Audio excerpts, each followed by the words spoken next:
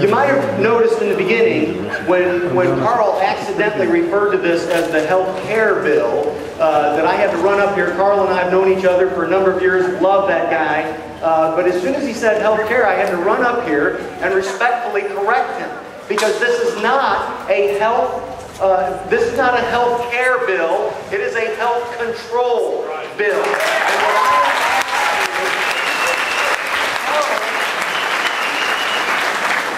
Carl mentioned a couple of action items, okay? I have a very important action item. Let me tell you, the liberals and the progressives, they've been winning the media war for years and years and years. They've been winning the soundbite war for years and years and years, and it's time for us to start fighting fire with fire, and we've got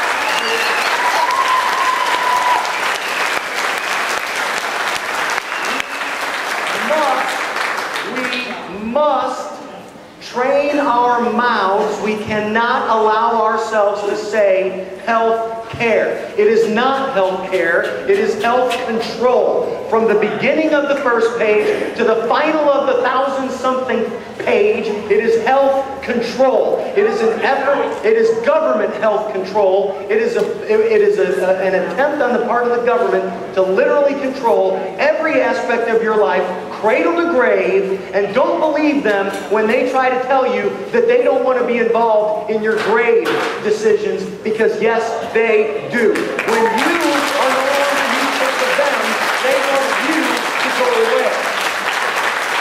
It is health control. That's exactly what it is. Now, the next thing that I want to mention to you is we have made measurable progress in reasonable time. But the fact that I have been in this fight for almost 20 years gives me the ability to tell you this. I know that movements die because people become discouraged. Movements die because people become discouraged. So let me share something with you that I hope will offer you some ability to stay encouraged, stay engaged, stay in the fight. Don't let up. We've got them on the ropes. We've got them on the ropes right now. We cannot let up. So,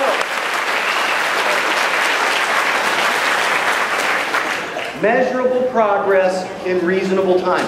Folks, I currently serve in the legislature. I am a state representative. I can give you an inside baseball view of how legislation moves, what the process is.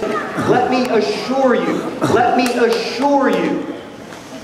that were it not for the patriotic uprising in America today, we would already have signed into law, shoved down our throats, the president's signature would already be on it, and we would already, right now, as we live and breathe, be living under government health control, were it not for the patriotic uprising.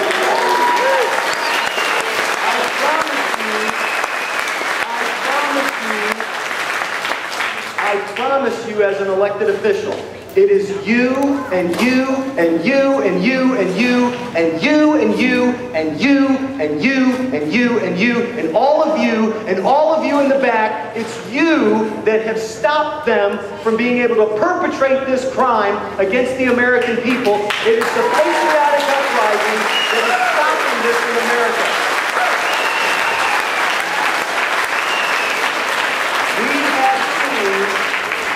We have seen measurable progress in reasonable time. We have derailed, if not completely stopped, government health control and tax and charade, what some people might call cap and trade. We have at least derailed those pieces of legislation, if not totally stopped. Let me tell you something. When your opponent is on the ropes, when your opponent's knees are getting shaky, that is not the time to back up. That is not the time to go to a neutral corner. That's the time to finish the job. And we need to finish the job.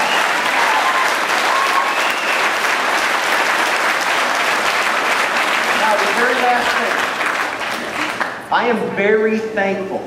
I am very thankful for our good doctors and our good nurses that will analyze that bill. You may have noticed, some of you may have noticed when Judy said, how many of you have read the entire health control bill? I did not raise my hand. Now, your first thought might be, well, Brian, wait a minute. You are an elected representative of the people. You should have read that whole entire bill. Well, first of all, I don't serve in the Congress, so I'm not going to have an opportunity to vote on it. I am a state representative. But secondly, let me just tell you this. That bill is not worthy of being read by any elected official. You know why? There's this little thing, and I brought a bunch of these tonight so that you would know that it is a little thing. There's this little thing called the United States Constitution. And in this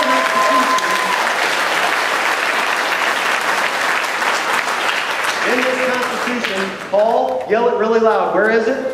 Article 1, Section 8.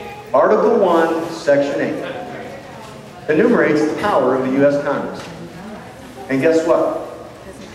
Your Congress does not have the constitutional authority, even if it was health care, even if it was something better than it is.